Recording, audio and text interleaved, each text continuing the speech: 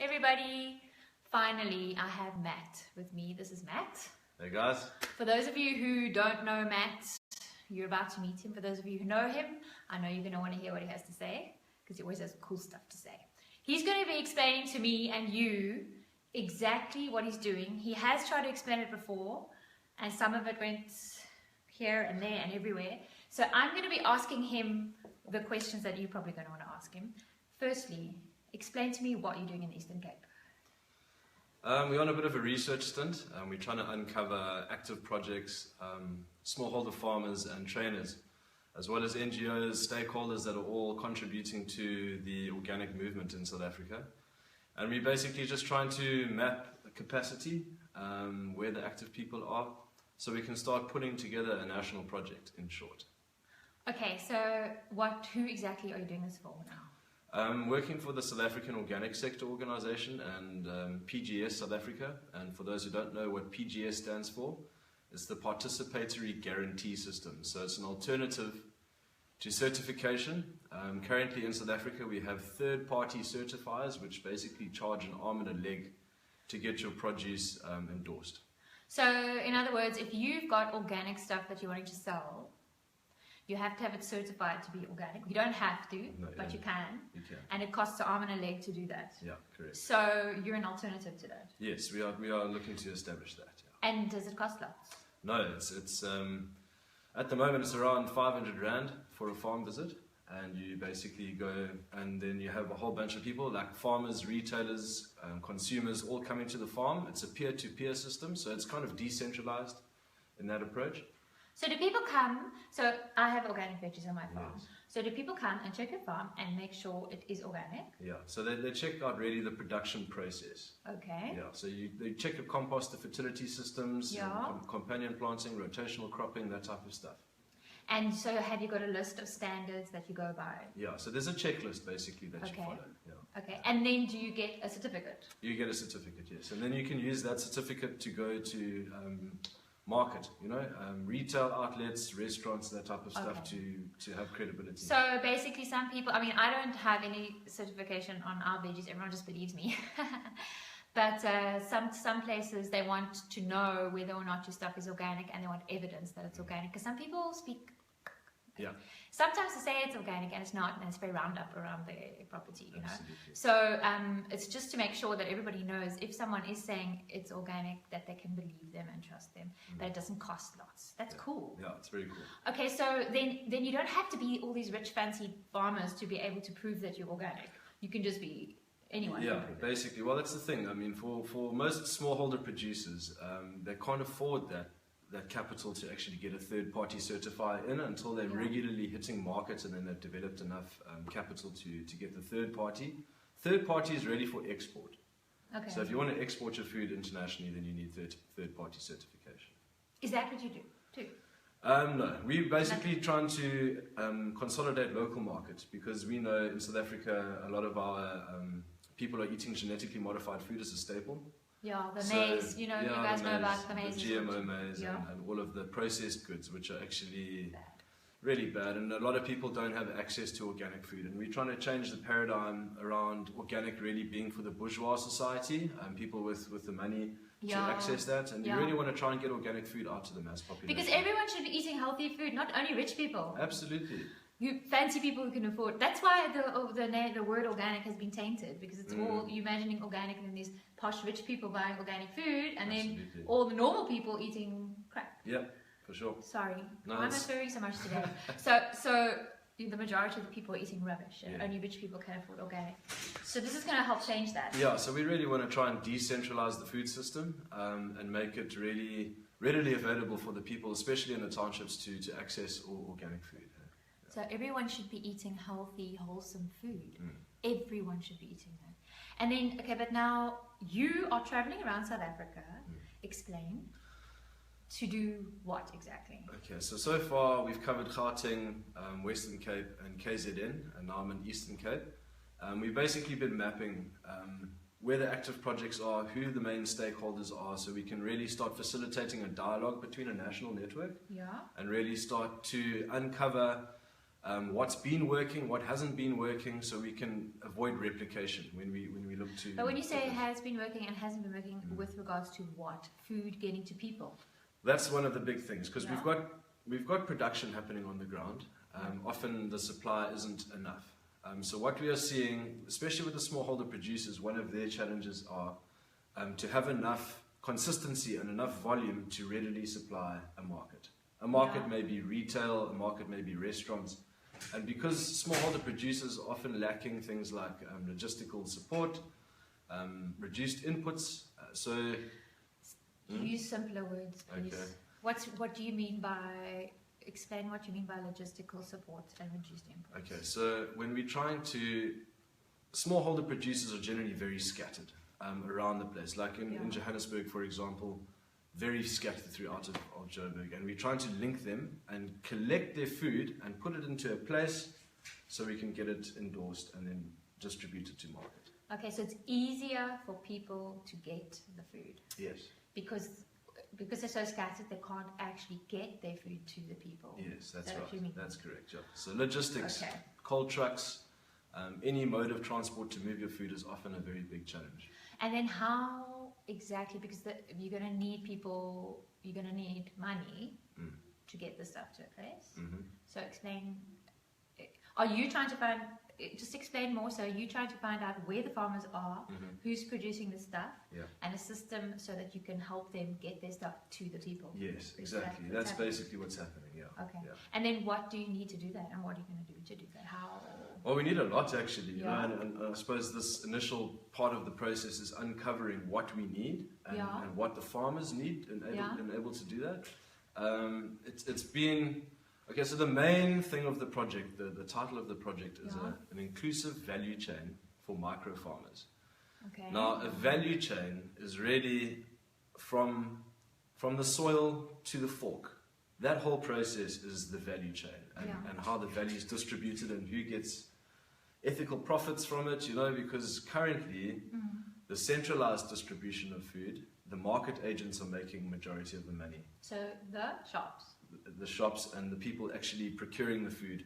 Like the Johannesburg Central Market, for example. Yes. They're taking a lot of the profit where it should actually be going back to the farmer. If I can put it in a percentage term, Skipping out the middleman. cutting out the middleman, currently farmers are accessing 4 to 10% of market value. So they get 10% of what the price? The price that retail is selling it at. And then those guys mark it up by 90%. Yeah, basically. And the farmers should be getting a whole bunch more. 100%, or a lot more. At least between, like what we're uncovering nationally at the moment, anywhere between 40 and 70% is a lot better. Yeah. But in order to get that price to market, we're going to need a whole bunch of support. What kind of support? Funding support, capacity support, training, logistical. Training, when we say training, what exactly do you mean? Well, what we're seeing is a lot of the farmers who are currently subsistence farmers, farming for themselves. Yeah. They have a potential to be market orientated. So at least they're feeding themselves, but they have a percentage of produce that they can sell. Yeah. So we're trying to get that whole process a little bit more streamlined. Yeah. What do you mean by streamlined? Streamlined, more effective. So them being able to produce more food for the market. Yes, yes. As well as for themselves. Okay. So, and then so when you say training, do you mean training people with different methods of farming to help them create more food? So the production methodologies, such as agroecology, permaculture, biodynamics, all of that needs to be kind of shared with the subsistence farmers so we can get their soil a lot healthier. So knowledge, sharing knowledge, so that people can grow more food. Yes. Yeah, so the people that, okay. I see, okay. And then as well as things like extension services, where we actually have individuals that are allocated to go and support a farm. So say we map like 800 farms in the Eastern Cape. Yes. We need people to go and support those farmers. And what do you mean by supporting? Like really helping them understand the production methodologies, how to grow soil, what business, I mean business is a big part of it actually. Because we're focusing on the social, but the business aspect is important, especially when we're looking to talk about youth employment. Yeah. So in other words, when you say business, you mean how to run the selling side of their produce. Yeah. So keeping records, Okay. Keeping records, financial records, what you're getting at market, all of those things form part of an agricultural business. Yeah. Logistics, Yeah. certification, all of those things, the farmers need to understand that a little bit better. So who's going to be doing all this training? Hopefully a number of practitioners that we're recruiting from around the country. So you're also recruiting people? Yes, we are. Yeah. Who will know these kinds of farming methods and know all of this stuff already, who you can recruit to help. And then we will have a bit more of a consolidated training program in 2018 where we can get everyone on a base level of knowledge, so when we send people out we know that everyone's doing the right job. Okay. And now, so someone will be paying these people to train. Yeah. And and the farmers won't have to pay anything? They'll get it for free? Well, this is what we need to uncover in the value chain, because the ethical exchange of value, we can put percentages back into training, because at the moment, funding for training is, it's a topic and there is money out there, but how to access that money is really what we need to uncover. Is it money from the government or is it money from people funding? It's international donor funders, also local government money. We've got the things called CETA. And that basically that fund goes back to Treasury every single year untouched, and it's a lot of money. You mean it's money that is there, but it doesn't know where to be used, or how trainers are actually accessing that fund. So we're basically trying to uncover how to really get these programs comprehensively funded, and so we can have a proper impact on the ground. Okay. Sorry, let me just fix something here.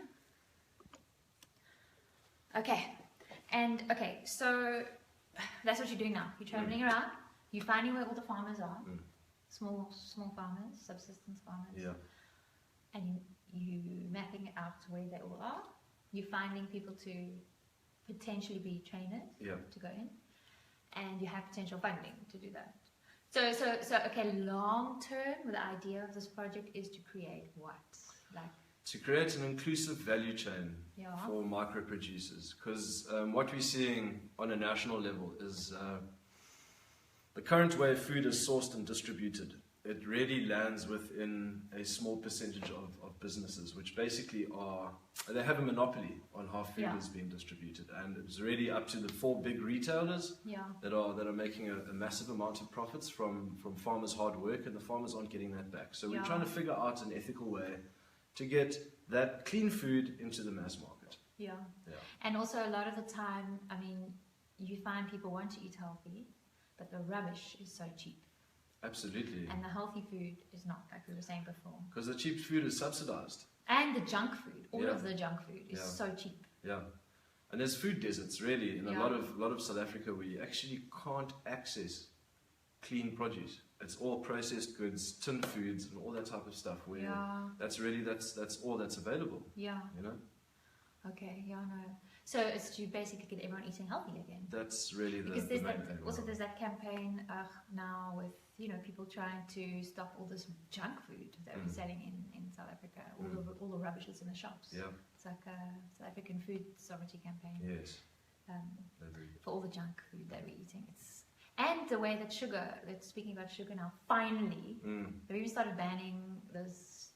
I've even seen adverts dissing sugar, how bad it is for you. So finally people are starting to realize, but now they want the healthy food, but where they're going to get it from, so that's what you're doing. Well, that's really it. I mean, even people who are conscious consumers, don't often have access to that food. Like, you guys know how hard it is to get your hands on organic fruit. To find and then it's expensive. Yeah, exactly.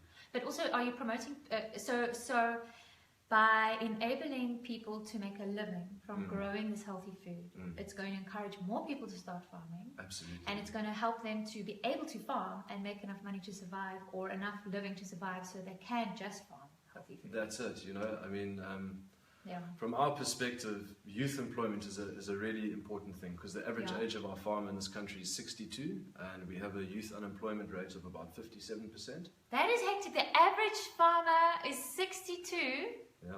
Okay, now I've seen some farmers that are very, very old too on the other end. When we did the seed bills, the farmers that came, they were 70, 80 years old. There were no young farmers. None. Absolutely. But you know, I have to say, now the agriculture students, at least in PE, you guys are awesome. Yeah, I spoke to them, and that's the youth. And they really care about this kind of stuff. So at least the next generation are, there's hope with the next generation of farmers. Yeah. There's much hope, but we also need to kind of break free of the paradigm of this, well, we call it conventional agriculture, but we've only been farming like that globally for the last 80 years. Yeah. So I would say we can call it chemical agriculture, and conventional is actually organic, which we've been doing for thousands of years. Yeah.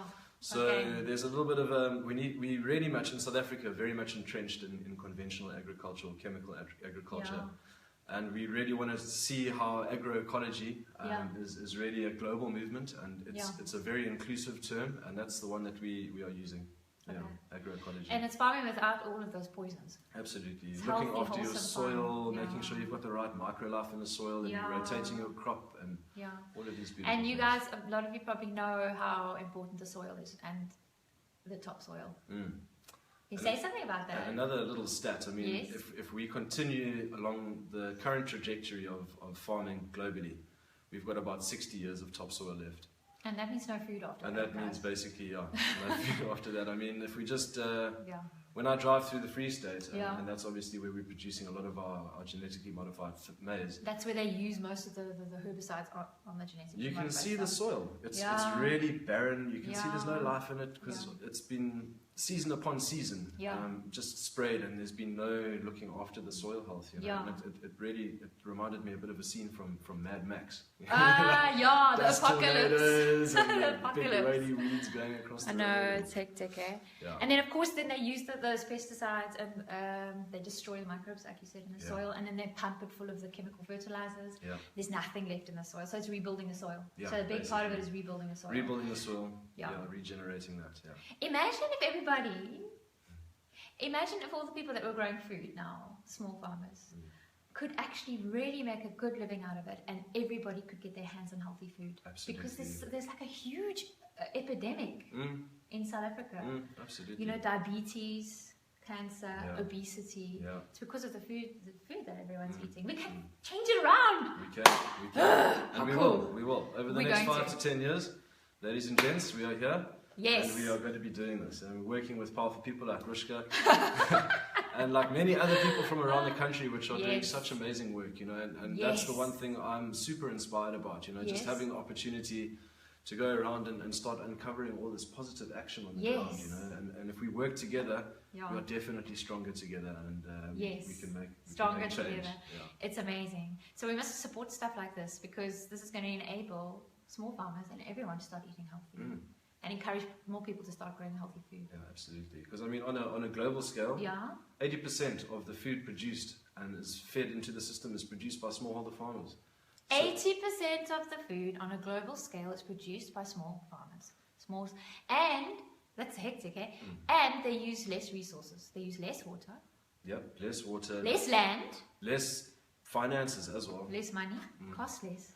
I mean, it's a no-brainer. It's a no-brainer. It's really just the marketing of these big companies, such as Bayer, Monsanto, that really almost brainwash a lot of the people in the agricultural sector. Yeah, and I mean, some of you are going to know this because some of you have experienced it, is the way that they would come in and just give the chemical fertilizers, give the GMO seeds, and give the pesticides to farmers and say, yeah, we're coming to help you guys. We love you and care about you. Here are the poisons and the seeds. Now go and grow them. And they grow them and they just wreck the soil. And they're in the system where they're stuck. And they think they've been given, you think you've been given something, but it's actually a mess. Yeah, when like on an international level, International Federation for Organic Movements, IFOAM, they're doing a lot of work around IFOAM. Okay, they're doing a lot of work around the true cost accounting of conventional produce. Oh, okay. And that really means like unpacking what the true production of that means. So it's harming the water systems, the land systems. It's taking away the future of the 7th generation. So explain that. The 7th generation is basically your kids' kids' kids. Yes. You know, so how we need to preserve our biodiversity and our soil health for that generation. Yeah. And the true cost accounting of conventional produce really goes into all of those different factors. Yeah. And then it comes out at a really substandard figure. So whatever they're saying that this type of farming can really plug the gap for global food consumption, it's based on nonsense, really. Yeah. Jeez, it's huge. But now this is where it comes to like grassroots action. Yeah. From the ground, overgrowing the system from the ground up. And saving our seed. And saving the seeds. Good solid seed.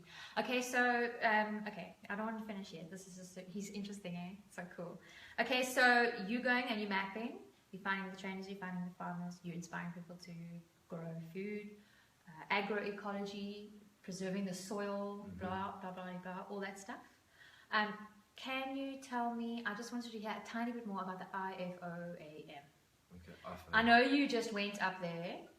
Was it a conference? It was a course that I attended with one of our colleagues, Conrad Hauptflash. He's actually a South African gent, and he's doing some amazing work with an international academy. Yeah. With the Organic Leaders course. Yeah. And basically training up future leaders in the organic sector to represent IFOAM. Well, not only them, but the whole movement globally, and really trying to consolidate the capacity and train them up to be effective leaders in the sector. Okay. And when you say leaders, what does that mean? Doing what? Sure, doing a lot. I mean, when we unpack what's required. Sorry, I'll answer the phone later. Carry on. Like it really boils down to things like policy. Yeah. Really making sure that we are communicating effectively to the governments. Yeah. Are you one of those guys? We will be, yeah. Who's we? Well, I'm talking as a collective here. Okay. I'm not just talking for myself. I'm talking for basically the South African Organic Sector Organisation, which is SAOSA. It's tagged up there. Keep an eye out on that Facebook page. We're going to be sharing a little bit more live action. So, You're going to be sharing live action. Yeah, we will be. He's going to be sharing live action. Oh, now I have to do it. Now he has to do it! Yes! You must always say it on camera, and then everyone's going to be like, when are you doing it, Matt? You're waiting. Yeah, okay. I mean, things like policy, for example, we don't have an organic policy in South Africa. Yeah. Oh, okay. So it's been shelved. We've been waiting for 8 years. Yeah. It was presented to government, and it hasn't been looked at officially. Okay. And it's been sitting on someone's shelf in the Department of Agriculture, Forestry and Fisheries, and it hasn't actually been endorsed as an alternative, or even recognized as an alternative to conventional. So that's the first thing we need to do. Yeah. You see, there are lots of levels to this. You know, you've got to work on lots of levels. Yeah. On the ground, in government, there are lots of different levels. You kind of have to start from the ground and work backwards. Yeah, because that's where the power is. Yeah. On the ground, grassroots. Exactly. Well, it's lots of different levels, but one of them. But now, when you say it's been sitting on the shelf, explain exactly, if it was off the shelf, what it would mean. It would mean that we would be accessing government funds. So, you would be accessing government funds, so that means the government would be supporting small-scale or organic farming, not only industrial, conventional, large-scale farming. Yeah. Oh! Yeah, it's big. So because they actually they owe the organic sector a lot of money. Really? Yeah. Goes well into the hundreds of millions. What do you mean? Oh, I mean, explain that. Okay, so there was a study done in 2008. Yeah. That was called the Fridge Study. Inside info. Keep going. It's called the Fridge Study. And Fridge. The Fridge Study. Yeah. I can't remember the acronym, but basically it was a viability study to see if there was a viable organic sector in this country. Okay. And of course there was. Yeah. You know, so there were recommendations that were made to government, and one was policy. Yeah. And if policy was granted, then they would treat, this is quoted from government, they would treat both their babies equally. Organic? And conventional. But you said conventional is, are we calling conventional? Chemical. Is now conventional. They've called chemical conventional, but conventional is actually proper real farming. Yeah. But they've taken the term and turned it into, okay. Yeah? So we are actually effectively due quite a lot to figure out how to support the smallholder farmers. So they were supposed to be supporting them both equally? Both equally, yeah. And the chemical... Yeah, because obviously they come with a lot of funding. So it's quite easy for like Nchonjo to be paid. I'm just saying it live because actually... That's what's happening, ladies and gents. It's a corrupt agricultural system in this country, and we need to uncover it. Yeah. Okay. Yeah. Woo! That's fierce. Okay, so are you guys, is the South African Organic Standards Association working on getting that policy off the shelf? Well, that's part of this program. Yeah. Next year, we need to gather the data because we've done a few micro surveys. Yeah. One, for example, we did in Ivory Park in Midrand, Yeah. where in 3 weeks with 28 unemployed youth, we managed to map 840 micro gardens. Okay. Okay. And from the surveys that we conducted there, it turned out that 70% were farming organic by default because they didn't have access to the inputs. In other words, no one was giving them the poison. Yeah. They just got their own stuff. The natural way to do it would be just to do it organic. Correct. They weren't being fed the fertilizer. Okay. So actually, throughout the whole country, if we just replicate that stat, there's a very, very high chance that when we complete all these surveys in the provinces that we're going to be working in, which are Gauteng, KZN, Eastern Cape and Limpopo as a start, there's 4 that we're going to be focusing on, that there's a large percentage that of the farmers currently farming on the ground which are organic by default. Yeah. So we're basically going to be saying, when we have our next engagement with government, that listen, there's a lot of farmers on the ground which are currently not getting supported, and we as the organic sector would like to support these guys, but we need your buy-in. Yeah, and don't come and give them the rubbish. Come and give them the good stuff. Yeah. Well, here's the thing, like these agri-hubs and agri-parks, they've been rolled out nationally. Yeah. And they are subsidized with inputs. Okay, wait. Yeah. What are the agri-hubs? Agri-hubs are basically pieces of infrastructure which have been funded by government to support agriculture. Okay. Okay. And at the moment, it's very much conventionally orientated at these agri-hubs, which are very important pieces of infrastructure because they actually would serve as pack houses, cleaning facilities, and a place to pool all the produce, get the volumes, and be able to distribute it from these hubs. Yeah. So they're absolutely crucial to developing smallholder farmers. Yeah, but at the moment, what they're being used for? Not much, if I'm very honest. Are they? They're quite dormant. Oh, they're dormant? There's a lot of these ones that aren't actually functioning correctly. So who's in charge of making sure those function correctly? Well, it's really municipality, which is local government. Yeah. But it is a national program. Yeah. But it has been mandated to the local municipalities to roll these projects out. So they could be used as the hub or the place where all of those subsistence farmers could get their stuff to. But at the moment, they're useless. They've got cold storage, they've got fridges there, but the ones that I've visited don't even have a leaf of spinach in the fridges, you know? So what's in there? Nothing. Corn. Nothing. Nothing. Often they keep the food aid packages which are distributing to the feeding schemes at these hubs, and then they can hand it out to the schools. Yeah. But that's another big thing. That's what sorry, I'm just going to close the door. Keep talking about that. So the feeding schemes is a big thing, ladies and gents. We've got the second biggest feeding scheme in the world behind South America. We're feeding 9 million mouths a day, which is quite commendable on a governmental front. But what are we feeding them? And it's not very nutrient dense food. It's often the pup, which is really quite cheap calories, and the tin pilchards and stuff like that, because it's R2.50 a mouth, which is the price that they have to fit into. But it's a massive market for smallholder producers who are producing clean food. If we could work on the procurement. Yeah. Often government take up to 2 years sometimes, 90 days to 2 years to pay a smallholder farmer. By then, you're out of business. Oh my gosh. Yeah, so we need to work on that whole procurement thing with government, because we ultimately want to work together with. Yeah. We're not shouting at or want to start something new. We want to support the current programs. Yeah. And because maybe those things are there, but they just don't have anyone who has an idea or knows how to run it properly. Yeah. So maybe they just need to get someone on board who can actually take all of those places and make this work. Yeah, look, there's a lot of local capacity that can assist with that process. Yeah. But the recognition is a tricky one. I mean, we're dealing with this exact thing up in Gauteng, where we're going to attend a presentation on the 8th of November. Yeah. Where an international NPO has just got the tender to run the 7 agri-hubs. And international. yeah, it's actually an American NPO. And Really? they're getting a Jamaican agricultural consultant to come. Why in. are they getting foreigners? Well, I know it's a bit of a politically Are they nice? difficult one. I haven't met them yet, so I'm going to meet them on the 8th. Why are they getting foreigners though? Explain.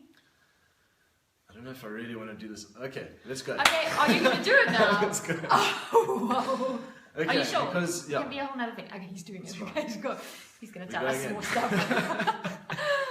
Okay. The trick is, like, okay, so we've obviously had the whole change of leadership in Gauteng, where it's now a coalition government Yeah. between the ANC and the DA, which is moving, working together, and this is what we want to encourage: is working together with people. Yeah. Unfortunately, because there has been a lot of misappropriation of public funds, Yeah. that the current leadership in Gauteng aren't looking at anything that isn't fully funded on a project level. Explain what that means. So they're basically looking for projects which are fully funded, so they don't have to front any money. Okay. Okay. So this international NPO is fully funded. Oh, that's why. So that's why they got the tender. Oh. Because Basically. they don't want to spend any money. So they don't want to spend any money. Because they're clearing the books, because they've got a massive backlog of... It's weird to get. I mean, come on, man. Yeah, What the hell? I know, but like we have to Why are they like... getting- No offense, I don't even know you American people that are coming, but I mean, you might be really nice. No offense, but okay. There's lots of local Someone capacity. from another country to come and tell and do. It's just weird. It Why is do they weird always because do I that? mean it's localized challenges, and it's African challenges, African solutions to African challenges. What? Yeah, exactly. Yeah. Why don't they get people here who know what's going on? Exactly. There's I so mean, many people. We have so many practitioners in around the country, never mind in Gauteng, you know, that can be able to contribute. But this is what we're wanting to do. We want to get there, have a positive engagement, and really say we want to add value. Because Yeah. we've seen this agri-hub thing flop, not Yeah. once, but twice. And Yeah. we really have to get it right. I mean, for the sake of the So people. is that what the meeting's about, to decide, because they've already given the tender to the American? Yeah. Oh, so those guys are going to be there. Yeah, so they're presenting Okay. this urban agriculture program. And Are you going to ask them to please, they've already got it, right? I think they've already got To it. Yeah. please use locals. Well, to consult with the necessary stakeholders, and we are one of them, that would like to have a positive impact on these agri-hubs, because Yeah. we've got many projects that can slot in. I mean, with tertiary institutions that we're collaborating with, we've got some amazing innovation that's coming through, and that would add so much value to their program, you know, and I think it's really just communicating that to Yeah, them. and I mean, a lot of these, there's a lot of amazing, I don't know what they would be called, different organizations that gather all of the small-scale farmers together that know a lot about farming and have the most amazing farmers. I know in the Eastern Cape we have amazing ones. Yeah, absolutely. And that those farmers know exactly what they're doing and what is going on and what would be best. To take those foundations, absolutely. would they do that? Let's hope so. Are some of them going to that meeting? Yes, we're taking quite a collection of people with us to that meeting. Just from Gauteng? From Gauteng, yeah. I mean, look, it's a Gauteng-based program, but I mean, Oh, if it's they're only Gauteng-based? yeah. So that's Okay. really just the 7. We've got 7 agri-hubs there, ladies and gents. So I mean, if we can switch those 7 on, we're really getting some clean food to the people. And it's going to be at a cool price, good price, and the farmers going to get paid well. Yes. Cool, baby, we're going to support you. What can we do? Woo! Well, just Ow. keep checking us out. We're going to be doing some updates to the website, but SAOSA, www.saoso.org. I'll post it on the thing. I'll post it on the thing. And have a look there, because we've got some information up there on what the organisation does. We've got some real innovation coming through. Yeah. And we're just looking to start communicating it on a national level to say, look guys, we are really working hard to try and get clean food to the people, and we need collaboration nationally, because And we then can't do it as one organisation. That's what we know. Yeah. And there's lots of amazing, Plenty. like a Green Acre Living. Yeah. Like, guys, if you don't know, I want to put the link. You know, Yeah, how to make like absolutely. loads of food out of a small space. These guys are amazing. Yeah. You're part of that, aren't Yeah, you? with Mr. Jeff Green. Jeff Green, hero. I'm going to post a link to that as well. How to make loads of food out of a small space. Yeah. Jeff's just moved onto a farm. It's going to be amazing to see really that get going and get the beds in and all that I want stuff. to invite him to my house. Yeah. Jeff? Yeah, we need volunteers, guys, by the way. Any volunteers that are willing to volunteer in Johannesburg, Yeah. hit me up. Okay. hit me up. We're really trying to figure out a bit of a program. We've got a few farms that we want to switch on. Yeah. 3 that immediately that this we is have for Green Acre Living now. Yeah. Okay. And we want to try and like if you guys want to come pitch tent and work with us for a week, we are welcoming people. Jeez, amazing. And you'll learn lots as well because these guys, I mean, he's also like a permaculture guru, this guy. And Alan Rosenberg as well from Lindros, he's going to be doing some courses in December most likely. So we're really looking to start mobilizing the network and get it moving. Hey? Awesome. Yeah. Okay. Well, this is interesting, hey? We're going to finish now. That was long. That was quite long. And I know there's more, but we'll have to do another thing with him. But you can stay hooked up on the, I'll put a link, and if he ever starts his video stuff, I'm going to post it, okay? And then you can hear more. But we got lots of like inside info here, hey? Yeah. Are you okay? Yeah, I'm cool. I think we'll be good. Look, I'm speaking the truth, because like really our food system is in complete disarray. And it's dire. We have many people that are going to bed hungry, millions of people that are going to bed hungry. And 1 in 4 in South Africa go to bed hungry. It's really due to the centralization and the collusion at these central markets, which aren't giving the farmer the right price. And retail are being very naughty, and they're marking up like 200% on but they ranges. pay so little. And you know, those of you who grow food, man, yesterday, 6 weeks, if you're growing spinach or something, 6 weeks, water, time, effort, big bunch, 10 rand. I mean, really, you know what I mean? It's got to be more, hey? But at the same time, we could be growing so much food because seeds are in abundance. Yeah, that's and we could just have so many. But we're going to finish now, okay? If you have any questions, you can ask them on here. Matt's going to come on later and he's going to answer them for you if you want. And can you share the video for people that might be interested? Cool. Anything else? No, that's it. Done. Peace out, ladies and gents. Bye. Thanks for watching.